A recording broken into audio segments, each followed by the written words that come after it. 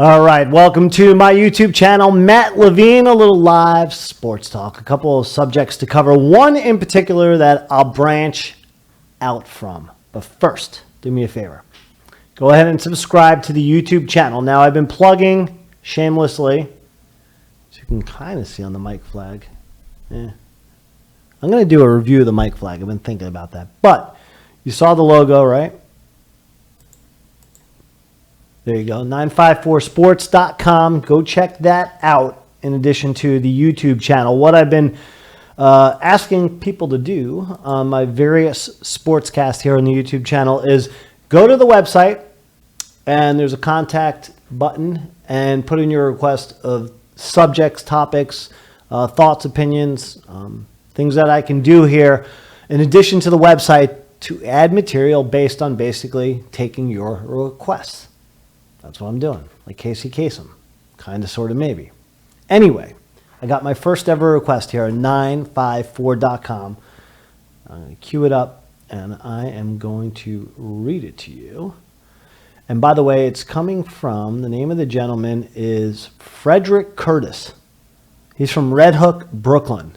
By the way, he said his twin sisters, Carly and Edith, they love what's happening. They saw one of my other sports, I forget which topic, one of my other sportscasts here on the YouTube channel that I did some commentary on, in which I was wearing the hey, what's happening shirt. So he said, again, Carly and Edith, his twin sisters, love what's happening, say keep up the good work. So Frederick Curtis, old Freddie boy, I'm going to call him, from Red Hook, Brooklyn. He sent in a question, had a request to talk about a topic.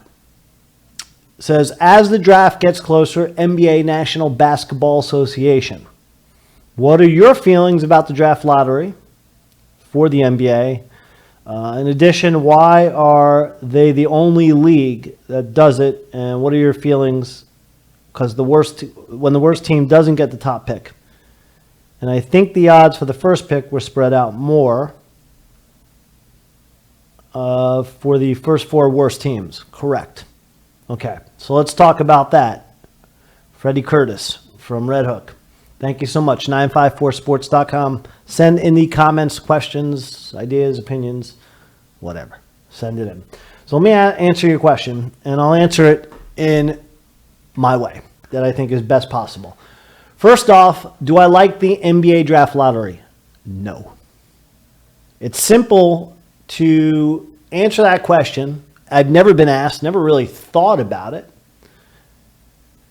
But I don't like it because I go to Wikipedia. Not that everything you see on Wikipedia is true, but it is our modern day lazy man's or lazy person's Bible, the online virtual Cliff Notes. And you can see most truths, I guess, as to what popular opinion is, and some factual stuff based on who went in there and edited what and how accurate they may or may not have been. But my point is, go and just research the NBA draft, and it's pretty cool. They do a good job on Wikipedia of just outlining the historical roots of the draft. So I'll give you a little bit of that, and I'll continue answering old Freddie Boy's question there from Red Hook, Brooklyn. Okay? So from 1947 to 65, the NBA did what was the territorial draft, and that meant that teams within their region can select local players. Made sense. As the league grew, they went to the coin flip from 66 to 84. What the coin flip meant was the two worst teams in each conference, in West and East, flipped the coin, right? Whoever came out the winner would get the best pick. The other teams, they duked it out by win-loss record. Keep a footnote there on the coin flip. I'm going to come back to it. Teasing my content, right? 85 to 99, the early lottery system was adopted by the NBA, Commissioner David Stern, with the non-playoff teams entering into a lottery. And they pulled the envelope. Now, conspiracy theorists, yours truly included, how should I say this? I don't know if I'm a conspiracy theorist, but I do buy into the fact that maybe there's some truths to the conspiracy around the 85 NBA lottery when this guy was chosen number 1. What a player he was. Patrick Ewing, the ultimate, you don't know what you have till he's gone player. In essence, never really appreciated in New York, just a great one. But the thinking is, amongst a lot of people, was the NBA needed a winner in New York. So there have been conspiracies like the envelope was frozen, so they know which one to pick up, the cold envelope, or maybe it's tactified, sticky. All kinds of theories, but in the end, it was that the Knicks, they wanted the Knicks to get the best player in Ewing so they can build a winner in New York, because at the time the NBA was revived in the 80s, of course, from coast to coast by Magic and Bird. So the NBA went to the early lottery system again, 85, 89. They revised it 90 to now, many different times, the weighted lottery system. At first, it was the worst NBA non-playoff team would have the best chances of getting the lottery pick, 11 and 66 odds. Magic defied that. Of course, someone had to, right? In 93, Chris Webber they chose, traded him to Golden State. They had a 1.5% chance. They were the best of the non-playoff teams. They won it. So what do you think happened? They revised it next year. 14 numbered balls were drawn in a 4-number combination that would determine the picks. I was a horrible math student, okay? I've mentioned this during my other sportscasts. And I passed dumb math in college. I whispered, a little embarrassed there. I don't know why the whispering helps it. But my point is, again, you go to the Wikipedia page and you start reading this. But I am pretty crafty in summarizing it short and sweet for you guys. But it really could make a math deficient or math challenged person go crazy. So that's how they did it from 1990 now, the weighted system, until 2017, the most current revision within this weighted system. And that gives, as Frederick Curtis there from Brooklyn alluded to, 4 teams. I'm sorry, he said 4, right? But it gives 3 teams actually equal odds. The team with the worst record, no less than the 5th best pick. So that's the caveat there. So it's very interesting, the revisions, okay? And these guys go hang out, and I'm sure they study the odds, and it's just not a very fair or accurate way of doing it, I think. I don't know. I really don't like it. I think that when it comes down to it, I mentioned before the coin flip in 66, they adopted that through 84. I think that's the best way of doing it. It's simple. Again, the 1 and 2, the 2 worst teams from, or I should say 1 and 1A, from each respective conference, East and West, flip a coin.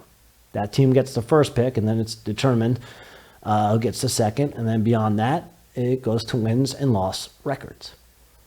Or you just do it like the NFL, and you go from wins and losses, right? Team with the most losses, and so on and so on and so on, until you have to add in the element of tiebreaker scenarios, and what consists of breaking a tie, and so on and so forth. But the way they do it now, there's always revisions. And there's a couple of things that, again, conspiracy theorists have led folks to believing that the whole thing's rigged anyway, like they did back with Ewing in 85. Remember the thing with Dikembe Mutombo in 2016?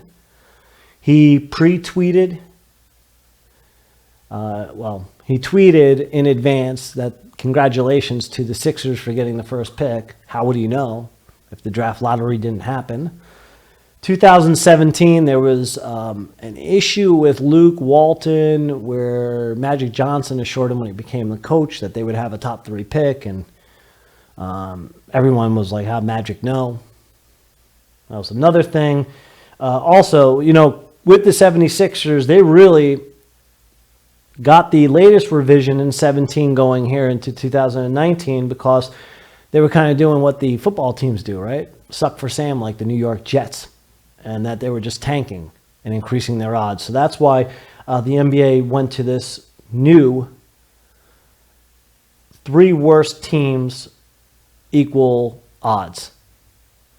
So if all that makes sense, I gave you the idea to go back to the flip. I also have another idea. And this is how we, where is it? This is how we roll in my fantasy league, League de Nuts. I have League de Nuts reports on the YouTube channel. We did a weekly show. I did a weekly show for the whole league. But here, my friends, is how we determine in League de Nuts the draft order. The spaghetti pot. I put all 12 names in there. I have a poster board. I put some sticky tape and I slap them against the poster board, and as you can see, well, not really, but it says Nutstown. My team is the Nutstown Destroyers. I was the only, Patrick Ewing, the spaghetti pot, which by the way has not been used. The Brillo didn't work. Look at that. That is some funk in there. So it has been retired to serve now as the League de Nuts official draft weapon of choice in choosing and making our selections from 1 through 12 in our league draft. So if we can get it right in League de Nuts for a fantasy football league, the NBA can find an easier way to getting it done without having to revise it with complicated mathematical equations. I'm going to end on that note because I think I sounded pretty smart. Or like a smart ass. Anyway, check out all the content on the YouTube channel for the 20th time. And thank you, Frederick Curtis from where was it? Red Hook, Brooklyn, right? Crooklyn in the house, for dropping me a line. Get your questions in, comments, feedback, blah, blah, blah. 954sports.com. Later.